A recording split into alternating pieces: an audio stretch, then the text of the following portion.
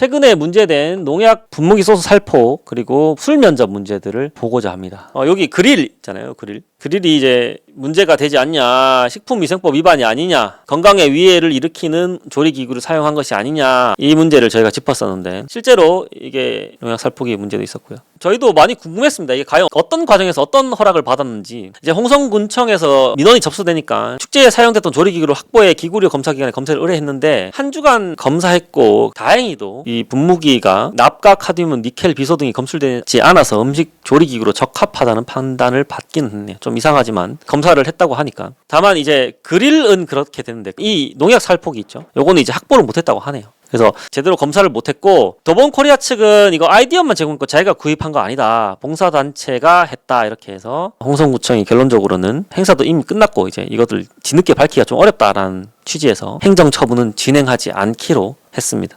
그 당시에 물품을 확보해서 검사를 해봐야 되는데 오랜 시간이 지났기 때문에 이게 실제로 어떤 위해성이 있는지 이런 것들은 바로 판단을 하기가 어렵겠죠. 아쉬운 점도 있습니다. 이게 어쨌든 더본코리아는 아이디어만 제공했고 농약통 구매 분사 작업은 한 봉사단체가 했다고 하는데 그 영상을 보면 그렇게 보이진 않거든요. 일반 대중들에게는. 그러면 더본코리아 측이 좀 책임 있는 자세를 보였으면 더 좋지 않을까 싶습니다. 예산시장 여성지원자 술자리 면접 문제. 갑자기 술 먹자 해서 이상하실 수도 있는데 그렇죠. 이상하죠. 명목은 인성 면접이라고 하는데 인성 면접이란 것은 꼭 술자리에서 이루어져야 되는 것은 아니죠. 술자리에서 어떤 인성 면접을 하는지 잘은 모르겠네요.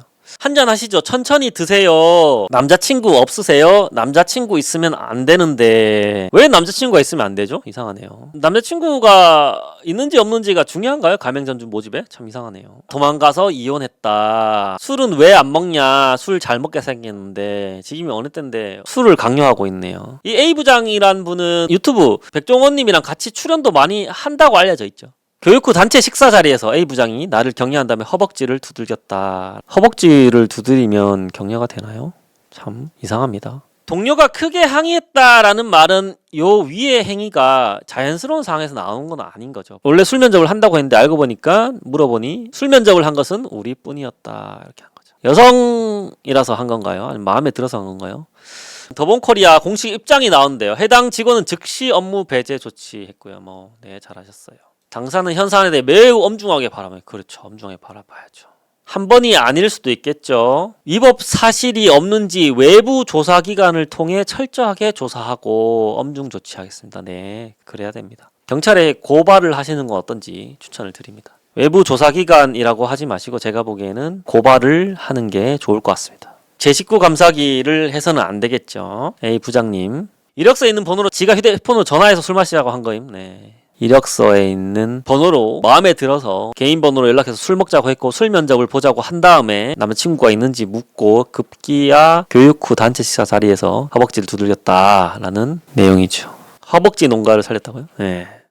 자, 여러분, 이분이 근로기준법 등에 문제가 될까요? 부장님? 채용 절차 공정화에 관한 법률입니다. 여기에 문제가 될까요? 여기 법률을 좀 보겠습니다. 남녀고용평등법도 있습니다. 직장 내 성희롱 사업주 상급자가 근로자의 직장 내 성희롱을 해서는 안 된다 이런 내용입니다.